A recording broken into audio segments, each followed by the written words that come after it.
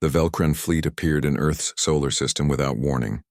50 massive warships emerged from faster-than-light travel, their hulls gleaming with weapons that had conquered 40 star systems. Commander Taemin stood on the bridge of his flagship, watching Earth rotate on the main screen.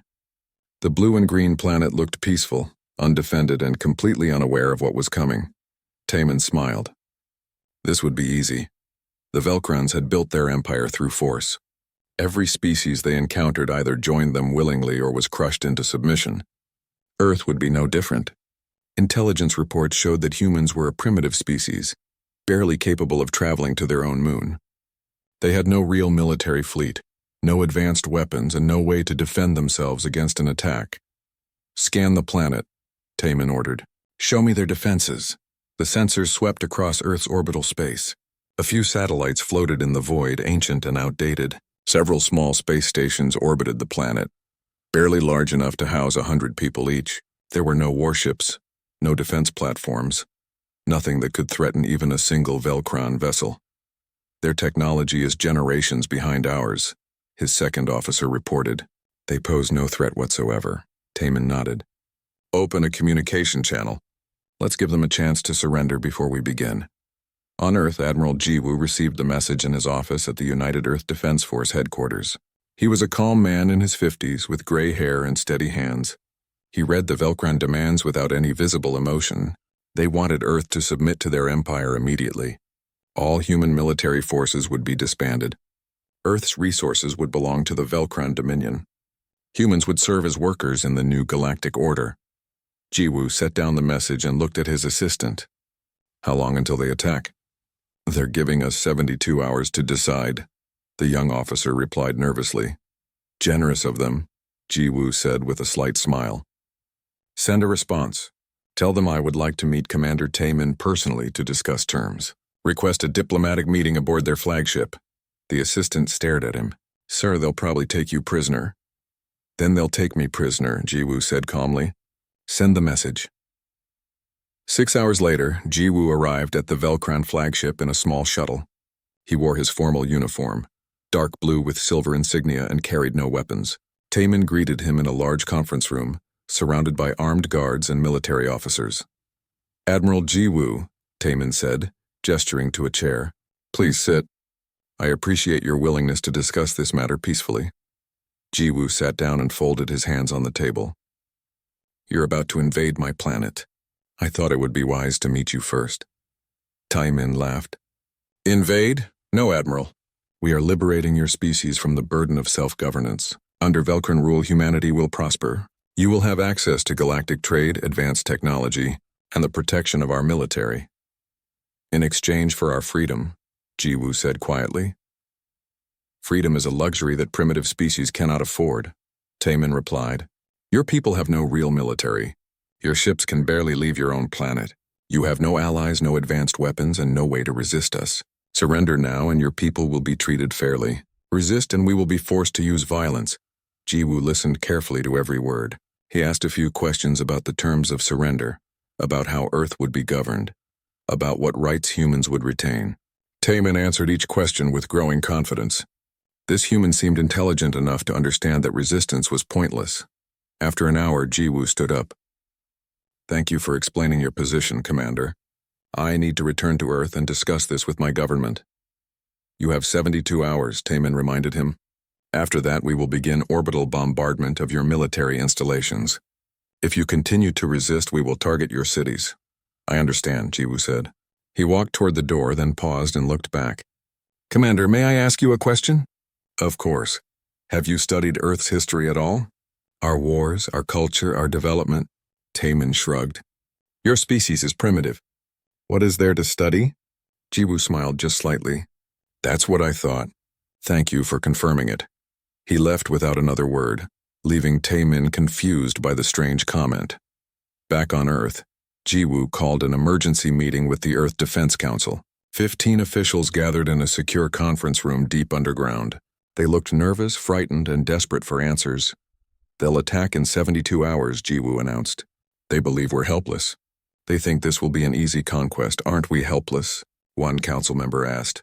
"Our orbital defenses can't stop even one of their ships." That's what they see, Jiwoo said calmly.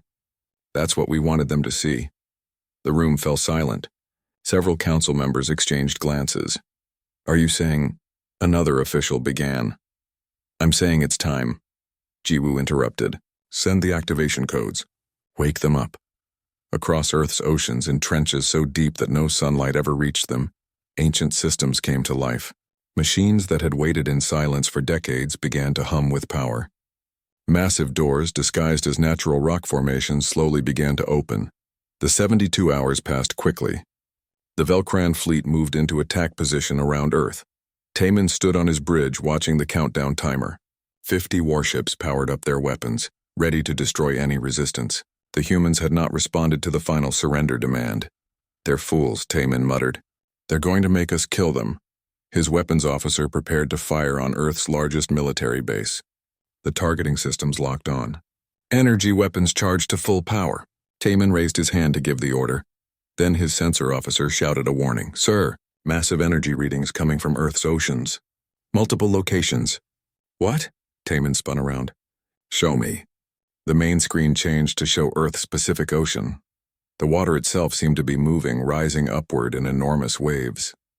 Something was coming up from the depths. Something big. Size estimate? Taemin demanded. The sensor officer's voice shook. Sir, it's over 5 kilometers long. The ocean split apart. Water poured off metal surfaces that gleamed in the sunlight. The ESS Indomitable rose from its hidden berth like a giant awakening from sleep. It was not a ship. It was a city floating in space, bristling with weapons, glowing with power that the Velcran sensors couldn't even classify, and it was not alone. All across Earth's oceans, 6 more supercarriers emerged. Each one was massive, powerful, and completely unknown to galactic intelligence. The Atlantic, Indian, Arctic, and Antarctic oceans all gave birth to these hidden giants. They rose into the sky, water streaming from their hulls, and took up positions around Earth. Taemin's bridge erupted in chaos. Officers shouted reports trying to make sense of what they were seeing.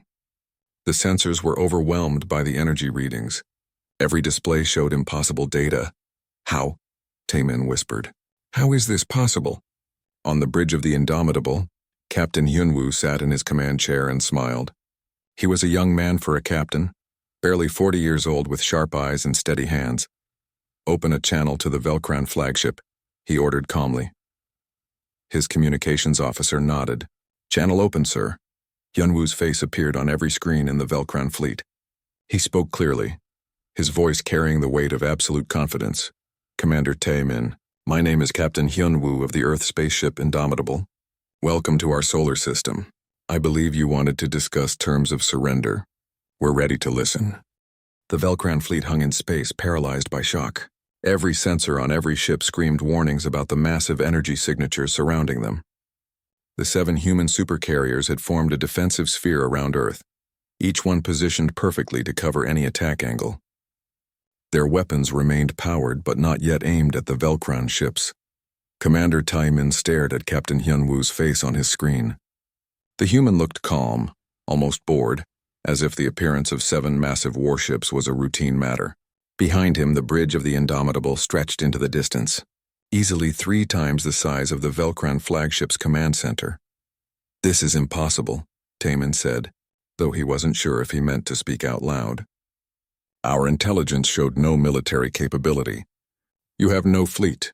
You barely have orbital stations. Your intelligence was correct, Hyunwoo replied smoothly. We don't have orbital stations. We have something better. He gestured behind him. Would you like a detailed scan of our ships? I'll lower our shields so your sensors can get accurate readings. You'll lower your shields? Taemin repeated, confused by the offer. Why not? You're not going to attack us. Hyunwoo's smile widened slightly. Are you? Taemin's weapons officer looked at him, waiting for orders. The commander's mind raced through options. They were surrounded, outnumbered in terms of total mass and facing technology that shouldn't exist. But the Velcrans had conquered 40 star systems. They had never retreated from any enemy. Maintain defensive positions, Taemin ordered. Scan those ships. I want to know everything about them. The Indomitable shields flickered and disappeared.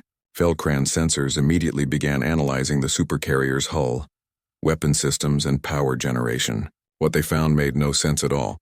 "Sir," the sensor officer reported, his voice unsteady, "the power output from that single ship equals our entire fleet combined. The weapon systems use technology I don't recognize. The armor is made from materials that aren't in our database. And, sir, there are launch bays opening along the hull." Everyone on the Velcran bridge looked at the main screen. Massive doors were sliding open along the Indomitable's sides, revealing hangar bays that seemed to go on forever. Small craft began pouring out, thousands of them, each one moving with precision and speed. Lieutenant Commander Subin coordinated the launch from her station on the Indomitable. She was a calm woman in her 30s, known throughout the crew for never losing her composure even in the most intense simulations. This wasn't a simulation, but she showed no signs of stress. "All wings report ready for deployment," she announced. "Launching fighters now." "Keep them in defensive formation," Captain Hyunwoo ordered. "I want them to see what we have, but I don't want anyone getting trigger happy." "Understood, sir." The fighters spread out in perfect geometric patterns around the supercarriers.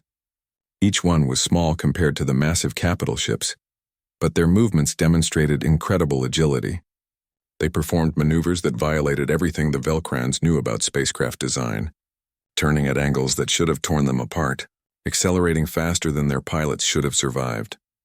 Pilot Bora led one of the fighter wings, her hands steady on the controls as she guided her squadron through a complex weaving pattern. She was young, barely 25, but she had been training for this moment since she was a child. Every human pilot had grown up knowing that one day they might have to defend Earth against a hostile galaxy. "Blue wing, form on me," she called over the comm system. "Let's show them what we can do." Her squadron followed her through a series of tight spirals around one of the Velcran destroyers. They came within meters of the enemy hull, close enough that the Velcrans could see the pilots through their canopies, but never close enough to threaten. It was a demonstration of precision, of control, of absolute confidence. On the other 6 supercarriers, similar launches were happening. The carrier named Resilience deployed heavy bombers, each one carrying enough firepower to level a city. The carrier Defiance launched electronic warfare craft that immediately began jamming Velcran communication frequencies just to prove they could, then stopped just as quickly. Unity deployed repair and rescue ships, demonstrating that humans planned for every possibility.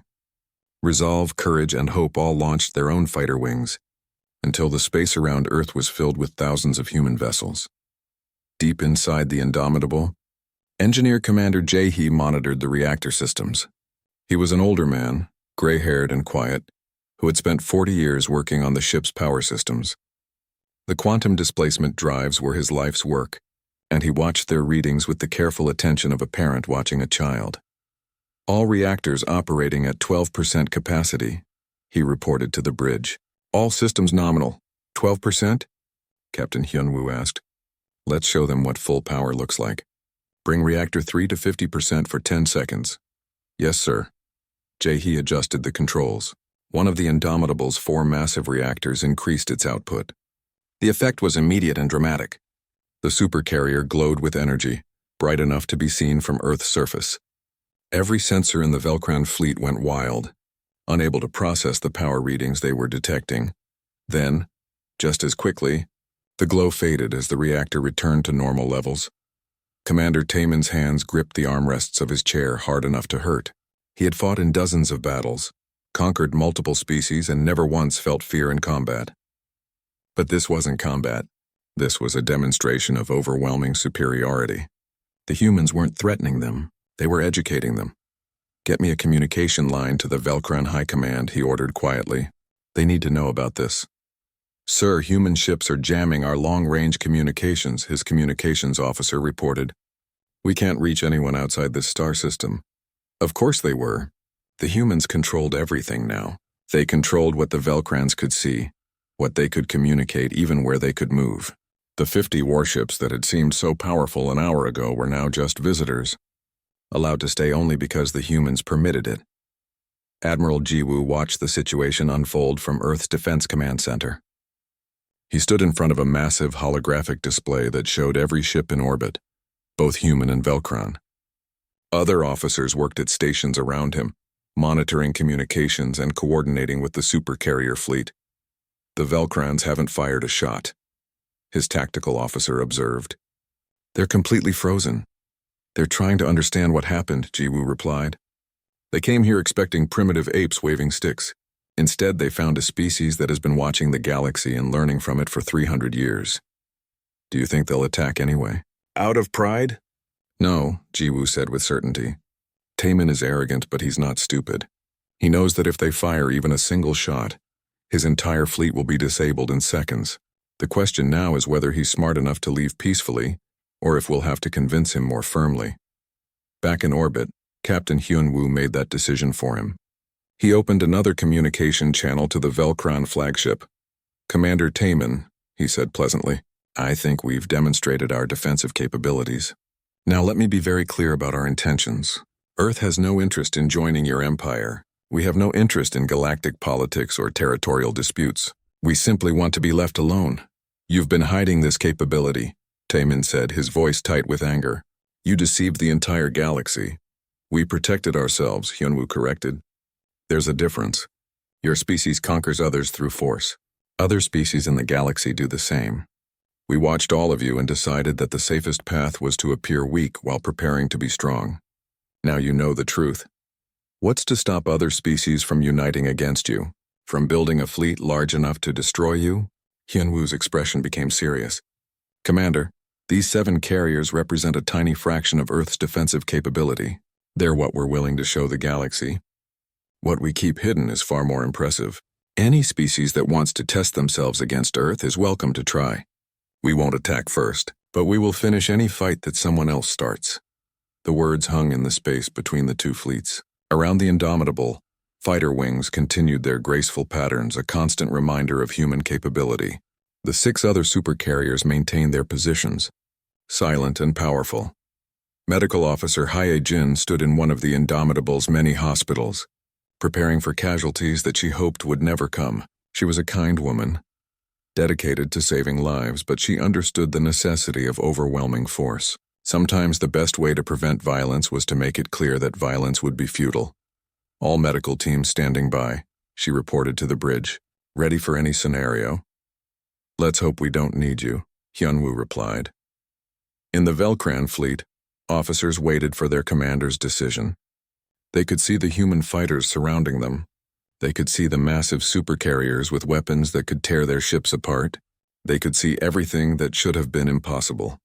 Commander Taemin closed his eyes for a moment, thinking about his options. He could order an attack and hope that somehow the Velcrans could win. He could try to negotiate better terms. Or Commander Taemin's decision came swiftly. He would not surrender, but he would not retreat either. The pride of the Velcran Dominion demanded a response. He had to test these humans to see if their technology was as powerful as it appeared, or if this was somehow an elaborate deception. All ships, he ordered, his voice steady and cold, target the closest human carrier. Prepare to fire on my command. His officers hesitated for only a moment before following orders. 50 Velcran warships adjusted their positions, bringing their weapons to bear on the supercarrier named Courage. Energy weapons charged with a high-pitched whine that echoed through every Velcran bridge. Missile tubes opened, revealing thousands of warheads ready to launch. On Earth, Admiral Jiwoo saw the targeting locks appear on his display. He picked up his communication device calmly. Captain Hyunwoo, the Velcrans are preparing to fire. I see it, Admiral, Hyunwoo replied. His voice showed no concern. They're about to learn an important lesson. Lieutenant Commander Subin monitored the tactical situation from her station. The Velcran fleet's targeting systems were crude compared to human technology. But there were enough ships that even crude weapons could do damage if they all fired at once. Sir, we could disable their weapons before they fire, she suggested. No, Hyunwoo said firmly. Let them shoot first. The galaxy needs to see what happens when someone attacks Earth. Besides, the crew of the Courage could use some target practice. On the bridge of the ESS Courage, Captain Minseo smiled at that comment. She was a veteran officer in her 50s, calm and experienced, who had commanded the Courage through countless training exercises. This would be the first time she faced actual combat, and she felt ready. All hands battle stations, she announced. Defensive systems to full power. Point defense weapons online. This is not a drill. Throughout the massive carrier, thousands of crew members moved to their positions. In the weapons bays, gunners prepared the point defense systems. In engineering, technicians monitored the shield generators. In the hangar bays, fighter pilots strapped into their craft, ready to launch if needed. Commander Taimin took a deep breath. This was the moment. Either the humans would crumble or the Velcran Dominion would face its first true defeat. All ships, he said clearly. Fire! 50 warships opened fire simultaneously. Energy beams lanced across space, bright enough to be seen from Earth's surface. Thousands of missiles streaked toward the Courage, leaving trails of exhaust behind them. It was enough firepower to destroy a small moon, all focused on a single target. The Courage's defensive systems activated automatically. Its shields flared to life, forming a bubble of energy around the massive carrier. The Velcran energy beams hit the shields and simply stopped. Their energy absorbed and redirected harmlessly into space. The shields didn't even flicker. The missiles came next, a swarm of warheads that should have overwhelmed any defense. The Courage's point defense weapons opened fire, and the space around the carrier lit up like a fireworks display. Thousands of small projectiles shot out from the carrier's hull, moving at incredible speeds. They were magnetic accelerator rounds, simple pieces of metal traveling fast enough to hit with enormous force. Every single missile was destroyed before it came within a kilometer of the Courage. The point defense system tracked each warhead perfectly, calculating intercept courses in microseconds, firing with precision that seemed impossible. The entire missile swarm was eliminated in less than 3 seconds. On the Velcran flagship, officers stared at their displays in disbelief. Their most powerful attack had been completely ineffective. The human carrier hadn't even moved. It just sat there, absorbing everything they threw at it, as if the Velcran weapons were nothing more than an annoyance. "Reload and fire again," Taimin ordered, though his voice had lost some of its confidence. "Sir, our weapons need time to recharge," his weapons officer reported. "At least 2 minutes. Then charge them as fast as possible." Captain Hyunwoo watched the Velcran fleet scrambling to reload. He opened a communication channel that broadcast to every Velcran ship. "That was your one free shot," he said calmly. "You attacked us without provocation, and we defended ourselves without harming any of your ships. If you fire again, we will respond differently. We will disable your fleet. Your ships won't be destroyed. Your crews won't be killed. But you will be helpless, floating in space, waiting for us to decide what to do with you." "You're bluffing," Taimin shot back. "You're trying to scare us into retreating." "Am I?" Hyunwoo smiled. "There's an easy way to find out. Fire again and we'll show you exactly what we can do. Or you can power down your weapons and we can continue this conversation like civilized species." Taimin's hands trembled slightly. Every instinct told him to keep fighting, to prove that the Velcran Dominion never backed down. But logic told him something different. Logic told him that he was facing an enemy he didn't understand, with technology he couldn't explain, and that continuing to fight would only lead to humiliation or worse. Before he could decide, one of his subordinate captains made the choice for him. A destroyer on the fleet's edge, commanded by a young officer eager to prove himself, fired its weapons at the Indomitable without waiting for orders. "Foolish," Hyunwoo muttered. "All carriers demonstrate our capabilities. Disable that destroyer and any other ship that fires. Do not harm the crews." What happened next lasted less than 30 seconds, but it changed the Velcran understanding of warfare forever. The Indomitable moved, not slowly, not with the gradual acceleration of normal spacecraft, but instantly. One moment it was stationary in orbit. The next moment it was beside the Velcran destroyer, close enough that the two ships almost touched. The quantum displacement drive had allowed it to phase through space itself, appearing exactly where it wanted to be. Before the destroyer's crew could react, the Indomitable fired a single weapon. It wasn't an energy beam or a missile. It was something else, something that looked like a pulse of distorted space. The pulse hit the destroyer and passed through its hull harmlessly, but every weapon system on the ship immediately went dark. Every engine shut down. Every targeting computer crashed. The destroyer was completely disabled, floating helplessly, but its life support and crew quarters were untouched. Every Velcran sailor aboard was alive and unharmed, just unable to fight or flee. The Indomitable phased back to its original position as if it had never moved. Around the Velcran fleet, the other 6 human supercarriers demonstrated similar capabilities. The Resilience appeared next to 3 Velcran cruisers and disabled all 3 in seconds. The Defiance phased through the middle of the Velcran formation, its movement so fast that sensors couldn't track it, disabling ships on both sides. Unity, resolve, courage, and hope all moved with the same impossible speed, appearing and disappearing like ghosts. Pilot Bora led her fighter wing through the chaos, weaving between capital ships as the battle unfolded. She didn't fire a single shot. She didn't need to. Her job was to demonstrate human precision and control. She flew her fighter within meters of Velcran hulls, through spaces that seemed too narrow for any craft to pass, and never once came close to hitting anything. "This is incredible," she said over the squadron channel. "The carriers are barely trying and the Velcrans can't touch us." "Stay focused," her squadron leader replied. "Remember, we're showing them what we can do, not destroying them." Throughout the Velcran fleet, ship after ship went dark. The human carriers moved through them like dancers performing a carefully choreographed routine. Every movement was precise, calculated, and completely overwhelming. Within 2 minutes, 40 of the 50 Velcran ships were disabled. Their weapons offline, their engines dead, their crews frightened but unharmed. Commander Taman watched his fleet fall apart around him. His own flagship hadn't been targeted yet, probably because the humans wanted him to witness everything. He had fought in countless battles, commanded victorious campaigns across 40 star systems, and never imagined that any species could possess this level of technological superiority. "Sir," his weapons officer said quietly, "should we surrender?" Taman didn't answer immediately. He looked at the main screen, where the 7 human supercarriers had returned to their original defensive positions around Earth. They had disabled 40 warships in 2 minutes without firing a single lethal shot. They had demonstrated technology that seemed like magic, and they had done it all without showing any sign of real effort. Engineer Commander Jahe, deep in the Indomitable's reactor room, checked his systems and smiled. The quantum displacement drives had performed perfectly, just as he knew they would. The entire demonstration had used less than 15% of the ship's total power capacity. If the Velcrans had kept fighting, the human carriers could have maintained that pace for hours without strain. "All reactors operating normally," he reported. "We're ready to continue if needed." "I don't think that will be necessary," Captain Hyunwoo replied. He opened another channel to the Velcran flagship. "Commander Taman, you now have 10 disabled ships and 30 that are still functional.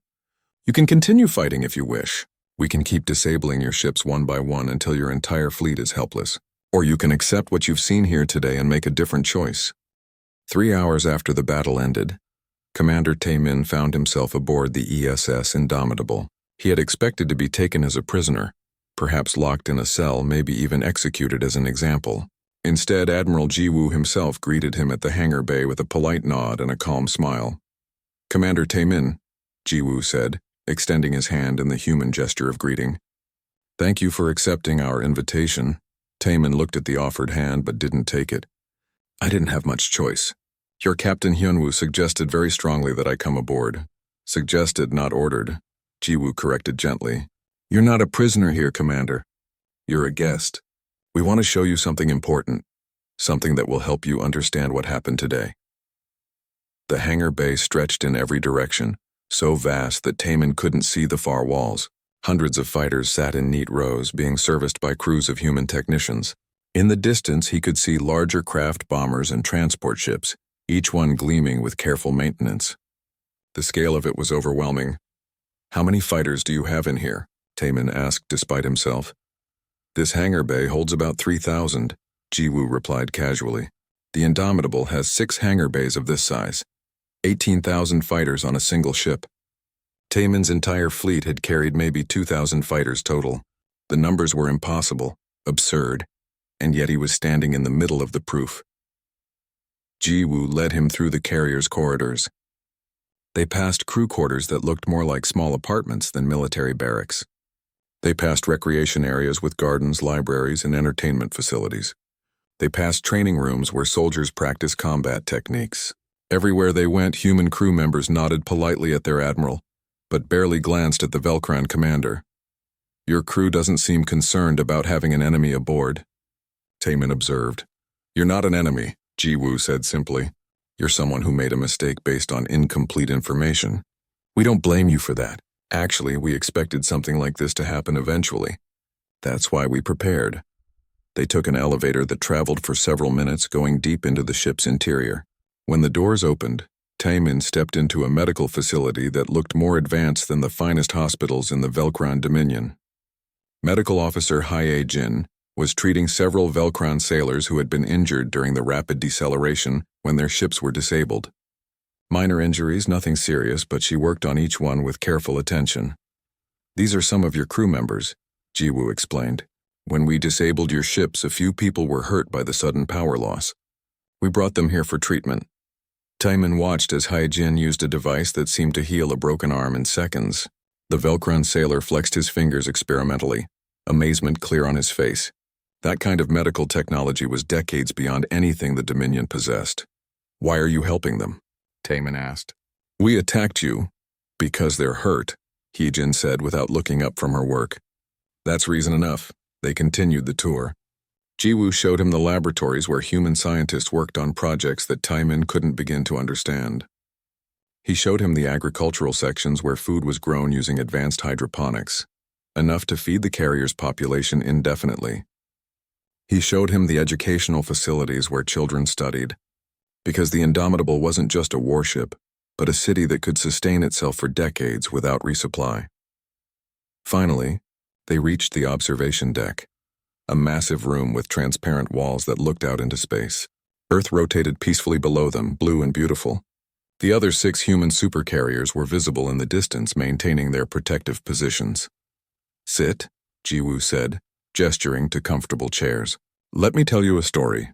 Taemin sat, feeling exhausted by everything he had seen. Jiwoo settled into another chair and began speaking in a calm, measured tone. 347 years ago, human scientists discovered faster-than-light travel, Jiwoo said. "It was a great achievement, something we celebrated. We immediately built small exploration ships and sent them out to see what the galaxy held." "Impossible," Taemin interrupted. "The Velcrans discovered FTL travel only 200 years ago. No species in the known galaxy has had it longer." "No species in the known galaxy," Jiwoo agreed, "because we stayed hidden. Our first exploration ships found the ruins of destroyed civilizations, planets that had been conquered and stripped of resources, species that had been enslaved or exterminated. We watched the Velcron Dominion expand through force. We watched the Thraxian Empire do the same. We saw 17 different examples of advanced species destroying younger civilizations." Jiwoo pulled up a holographic display showing records of destroyed worlds. Taemin recognized several of them as Velcron conquests, but others were from conflicts he didn't know about. "We realized that the galaxy was not a safe place," Jiwoo continued. "Any species that showed themselves as weak would be conquered. Any species that showed themselves as strong would be challenged by others seeking to prove their power. So we made a decision. We would hide. We would watch. We would learn from everyone else's mistakes. And we would prepare for what?" Taemin asked, though he thought he knew the answer. "For the day someone found us anyway," Jiwoo said. "We knew that eventually some species would discover Earth. Maybe by accident, maybe through systematic exploration, but it would happen. When it did, we wanted to be ready to defend ourselves, not by destroying the enemy, but by making them understand that attacking us was pointless." The holographic display changed to show the construction of the 7 supercarriers. Taemin watched as the massive ships took shape over decades, built in secret facilities hidden in Earth's deepest ocean trenches. Thousands of humans had dedicated their entire lives to this project, working in complete secrecy. "These ships represent 300 years of technological development," Jiwoo explained. "While the rest of the galaxy fought wars and conquered each other, we focused entirely on advancement. We didn't waste resources on territory or conquest. Every effort went into science, engineering, and preparation." "But why hide?" Taemin asked. "With this technology, you could have conquered half the galaxy." "Because we don't want to conquer anyone," Jiwoo said firmly. "We saw what that path leads to. Endless war, constant conflict, civilizations destroyed for resources or pride. We want no part of it. We just want to live on our world in peace. But we're willing to defend that peace with everything we have." Captain Hyunwoo joined them on the observation deck, carrying data tablets. He nodded respectfully to Admiral Jiwoo before addressing Taemin. "The Admiral has shown you our past," Hyunwoo said. "Let me show you our present and future." He pulled up detailed scans of the quantum displacement drives, though the information was clearly simplified for Tai Min's benefit. Even simplified, it was far beyond Velcran understanding. These drives allow us to phase through space itself, Hyun-woo explained. We don't move faster than light. We move around it, through dimensions that other species don't even know exist. That's why we can appear and disappear so quickly. That's why your weapons seem to pass through our shields without effect. If we studied these ships for 100 years, could we replicate this technology? Tai Min asked. No, Hyun-woo said simply. You lack the theoretical foundation. Your species rushed to conquer before fully understanding the science you already had. You spread across 40 star systems, but never took the time to truly master the technology that got you there. We took a different path. Engineer Commander So-hyun appeared with a report on the disabled Velcron ships. She was a younger woman, brilliant and dedicated to her work, who had personally designed many of the Indomitable systems. Admiral, we've finished repairs on the Velcron ships, she reported. All 40 vessels are fully functional again. Their crews can leave whenever they're ready. Repairs? Tai Min stood up quickly. You repaired our ships? Of course, Ji-woo said. We disabled them to stop the fighting, not to strand your people in space. You're free to leave our solar system whenever you choose. Tai Min stared at them, trying to understand this strange species that could destroy his fleet but chose to repair it instead. Nothing in his military training had prepared him for an enemy that showed mercy while demonstrating overwhelming strength. What do you want from us? He asked finally. There must be something. Territory, resources, tribute? Nothing, Ji-woo said. We want absolutely nothing from the Velcran Dominion. Leave our solar system. Tell your government what you saw here. Spread the word to every species in the galaxy. Earth is defended. Any attack against us will fail. But we will never attack first. We will never seek conquest. We just want to be left alone. No species is that peaceful, Tai Min said suspiciously. Everyone wants something. We want peace, Admiral Ji-woo replied. And we've built the capability to ensure we have it. The 7 supercarriers you see here are enough to defend against any foreseeable threat. But Commander, let me be very clear about something. These ships are what we're willing to show the galaxy. They're not our only defensive capability. They're not even our most powerful weapons. They're simply enough. The implications of that statement, Hong-gu. 2 weeks after the Velcran fleet departed Earth's solar system, the galaxy learned about humanity. Commander Tai Min delivered his report to the Velcran High Command, complete with detailed scans and recordings of the supercarriers. Within hours, every major species had received copies of the data. Within days, the entire galaxy was talking about nothing else. The reactions varied wildly. Some species, like the peaceful Dovari collective, welcomed the news with relief. Finally, there was a powerful species that claimed no interest in conquest. Others, like the militant Kreth Alliance, saw humanity as a threat that needed to be eliminated before it grew stronger. The galactic political landscape shifted overnight as species debated how to respond to this new player. On Earth, life continued with surprising normalcy. The 7 supercarriers remained in orbit, visible to everyone on the planet's surface. They had become a source of pride for humanity, proof that Earth could defend itself against any threat. Children drew pictures of them in school. News broadcasts discussed them constantly. They were no longer a secret weapon but a public symbol of human capability. Captain Hyun-woo stood on the bridge of the Indomitable, watching the rotation of patrol duties. Each day, 3 of the 7 carriers remained in high orbit while the other 4 descended into the atmosphere for maintenance and crew rotation.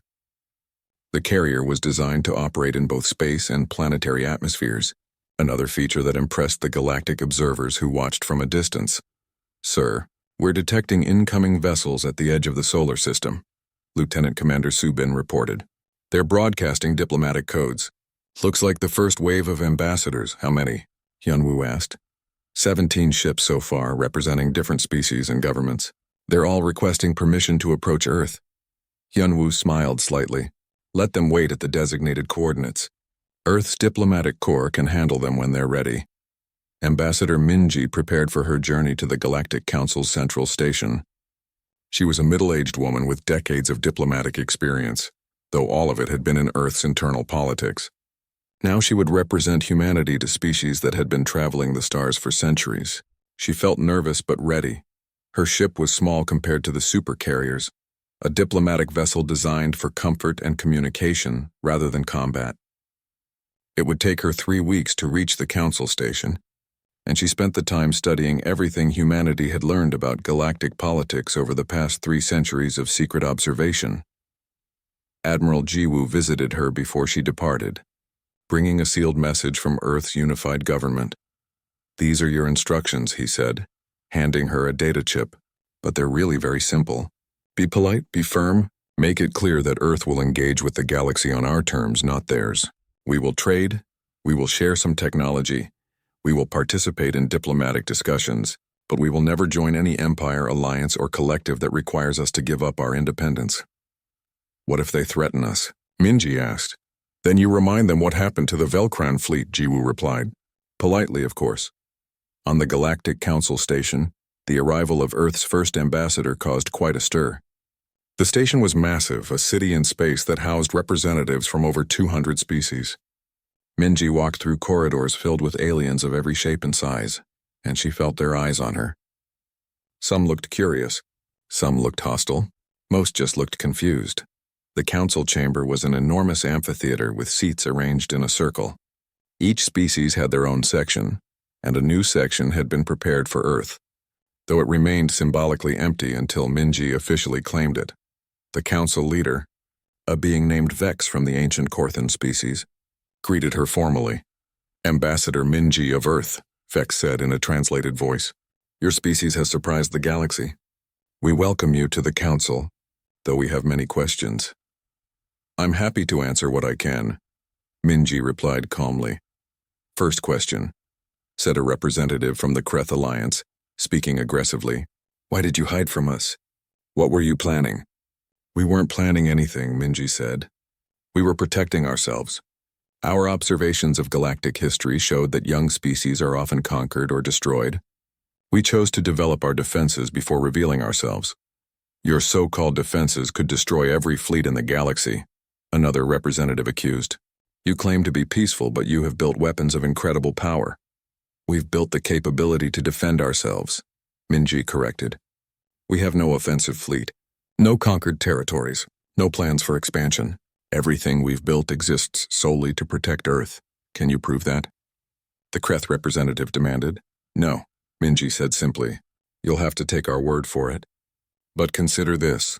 The Velcran Dominion attacked us without provocation. We could have destroyed their entire fleet in seconds. Instead, we disabled their ships, repaired them, and sent them home safely.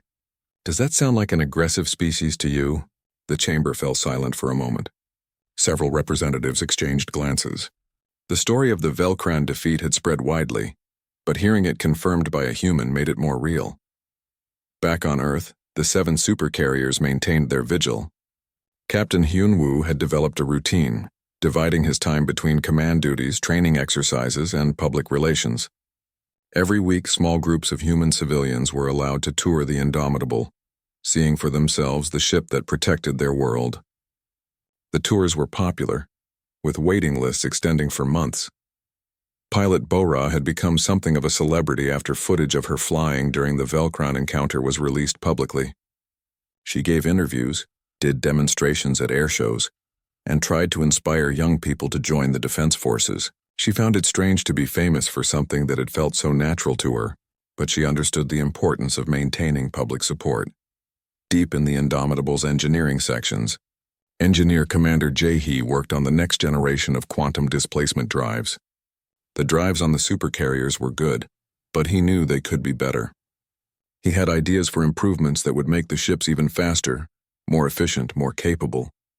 He didn't share these ideas with anyone except his closest colleagues. Some secrets needed to be kept.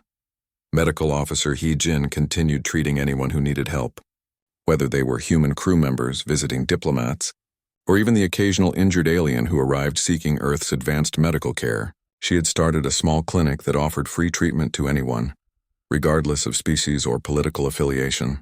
It was a small gesture, but it helped spread goodwill throughout the galaxy. 3 months after the Velcran incident, a crisis tested Earth's new position. The Kreth Alliance launched a surprise attack against a peaceful species called the Minari, whose homeworld lay relatively close to Earth's solar system. The attack was brutal and unprovoked, and refugees began fleeing in small ships hoping to find sanctuary. Admiral Jiwoo called an emergency meeting of Earth's Defense Council. The question was simple but difficult. Should Earth intervene to protect the Minari, or should they maintain their stated policy of non-interference? If we help them, we become involved in galactic politics, one council member argued.